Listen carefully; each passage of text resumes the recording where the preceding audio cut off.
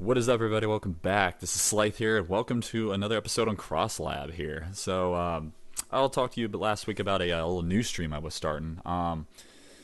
Yeah, and as for speaking on my video, my gaming video, I realized the commentary didn't really record, so there was that. It was just me playing with Sombra, so I apologize. And I know, honestly, I apologize. I've just been going through a lot lately. Well, I mean, it's just had a lot of changes, and it's looking like I'm pretty busy as of late. I got a lot of stuff to do, got to really organize my time here, so this might be a little experimental segment. I can't guarantee that this will be a weekly thing. I actually might have to put this off until another time, but I appreciate all for staying with me and for the support you give CrossLab. I know maybe some of you it's a little frustrating. There's a lot of changes. I also got the Sonic videos coming out soon. I still got to post. I got Christmas gifts I got to get other people. And then I have some music work I'm doing for another company. And I got to get the tracks to them. We're looking to get we have a deadline slated for a collection of EPs before Christmas. So there's that to do. Yeah, so it's a pretty busy month. I generally don't like the last month and a half of the year because it seems like it's usually the most busy month of the rest of the year, the entire year, really. So it's just a lot to take in. But usually it tends to die down a little before, like after Christmas. So it's good. I mean, like I like the holidays, but between between a lot of like the gifts, a lot of stuff, a lot of shopping, a lot of stuff to do, it tends to be a really stressful time and chaotic. So kind of has its downs, but no, it's whatever. Anyways, I'm going to get straight into this, folks. This is a segment I've decided to start called Crosstalk. And Crosstalk is basically where I talk about various topics in arts and sciences, like music, film, gaming, culinary arts, engineering, architecture, just the latest in those different areas, like arts, and sciences, like a lot of stuff like that. So anyways, I'm going to get straight into this. This might be an experimental thing I do. Just bear with me, folks. I might have to cut it off just because I got a lot of other stuff going on. This will be an experimental thing I'll do. I'll look into it in the future, so I can't promise this will be something I'll do. I'm changing some things around. I might get back into streaming, but even if it might not be consistent, I've had a bunch of experimental ideas I've been trying out for the site. I've also had an idea I'm looking to get a site built here right now for a CrossLab and actually CrossLab or little group I had called Weedia that I was talking about with a friend. Basically, will be a sort of an amalgamation of different media outlets, and I look to. I'll share the details with y'all further in time. But anyways, let's get straight into this right now. Okay, for the first topic of discussion, Final Fantasy 15. Yeah, I'm a couple gaming topics with y'all right now. First, we got Final Fantasy 15. So yeah, it just came out actually yesterday. November 29th, and it looks like the reviews are pretty good. I'm gonna read a few articles here for y'all. I'm just gonna make this short and sweet. I'm not gonna take too long, so let's get straight into this. All right. Anyways, by Dave Thier, Final Fantasy 15 reviews are good, almost great. It appears to be the year of vaporware, of promises long ago written off suddenly made real. Tomorrow comes the release of Final Fantasy 15. Well, this is of course from November 27th, in development or 28th, whatever, in development for about a decade, but finally arriving in the form of an actual working video game that people have played and confirm exists. I personally took a picture of it myself to remind me about that it actually came out. Early reviews of Square Enix's latest opus are generally favorable. The game currently sits at an 86 on Metacritic, the sort of score which would have signaled distress a few years ago, but is in line with the solid AAA offering in a slightly more critical review environment.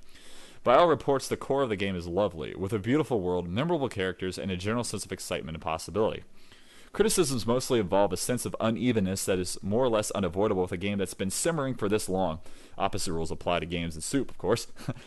Combat is masterful when it works, but frustrating when it doesn't. Some sections of the game don't work. Quest design isn't always up to snuff, etc. The overriding idea seems to be that Final Fantasy 15 is a big, bold, and heartfelt game that hits and misses, but hits more often. Here's what critics are generally reviewing it pretty nicely. IGN rated it an 8.2, Polygon rated it a 9 out of 10, GameSpot gave it an 8 out of 10, Game Informer 8.5 out of 10, and just game reviews like that. I haven't really seen a whole lot of perfect scores, but generally really good scores, almost perfect, so that's pretty good. Yeah, so it looks like it's pretty good. Personally, I played the demo last year, so I liked it, and highly recommend people play the game here. I got the deluxe edition, so it came with Kingsglaive, and it's a movie that's supposed to help explain Final Fantasy 15's universe. And I'd personally highly recommend it just to help explain the story better at the beginning the game of Final Fantasy 15. So yeah, it will explain Final Fantasy 15, like the beginning of the game better, when Noctis and his crew have their car breakdown or in the woods searching for parts and ways to pay off Sydney, who is a friend of theirs that helps fix the car. So anyways, let's on to the next topic. Last Guardian. We're going to talk about some Last Guardian news here. This article was written by Rigin Olimberio. I apologize if I hadn't pronounced that correctly. It is getting harder to scratch the itch of waiting for The Last Guardian, although it is just a week remaining before it invades PlayStation 4. Players are lucky that The Last Guardian isn't going to be a guessing game because Sony is kind enough to give the exact date and time of release. The Last Guardian will unleash on Monday, December 5th at exactly 10 in the morning, Eastern Time. This Gen Gamer reported, coming to think of it, it is customary that reviews will flood at half a day before the schedule, so gamers need not worry about blind purchase. However, Gaming Guide will try to reveal everything we know so far about The Last Guardian. What serves as The Last Guardian basis for early review is an event in Japan where one of the developers gave a 15-minute gameplay demo, GameSpot reported. Remember that it was 5 long years ago, so everything that might have changed since then. Everything might have changed since then. It is still a nice recollection of The Last Guardian in its formative stage, though. That invitation-only limited demo in Japan looks stunning. The Last Guardian traversed the best it could be with stunning environments and puzzles were entertaining. Now here's a worthy thought after so long. Will The Last Guardian be the same game in 2011 now that visuals and technology have jumped into gigantic stride? We hope not. The problem that holds gamers from properly dissecting The Last Guardian is limited peaks and information since then. While the title is on the fast lane on highly anticipated 2016 releases, gamers need reviews to aid them for intelligent investment. The Last Guardian has to ride the bandwagon, which only gamers' reviews can provide if it is to succeed. At any rate, it is just a week to go, so let's hope that there will be The Last Guardian details beforehand, give or take a day. It is only until then that gamers can decide if this one is a worthy title to purchase. So yeah, Last Guardian is basically, it's a game that's been in development for forever. It's supposed to be it's from the same people who made Shadow of the Colossus, which was a game that came out on the 6th generation, if any of you are old enough to remember that one. Personal favorite of mine. Basically it's centered around boss battles. This one looks to center around the relationship of a guy and this wild big dog animal. So that's really the best way to put it, since there really aren't that many details for the game. That's the best way to put it. Just check out the videos for it. I'll have the link in the description below. Alright, next topic. Rogue One gets another trailer as tickets for the latest Star Wars movie go on sale. Rogue One, a Star Wars story tickets are now on sale, letting you snag seats now for the December 16th premiere. The newest Star Wars movie is also the first to step outside the main plot line revolving around Luke, Han, Leia, and their family, with a plot that details the steps taken to retrieve the plans for the first Death Star, which acts as the prime motivating plot device at the beginning of Episode 4. There's a new trailer for Rogue One too, and this one reveals a bit more of the lighter side of the film, with multiple genuinely funny moments that signal it probably will fit right in with the main series in terms of its blend of action, adventure, and clever one-liners. Alright, and I'll also have the link to that post in the description below so you can check that out. Last topic of discussion is VR. VR and artists utilizing VR for their videos. Is VR technology about to revolutionize the way we experience music? This article looks like it's a bit lengthy, but to sum it up, I'm just going to go ahead and sum it up. Basically, a lot of artists now are using VR to help simulate their,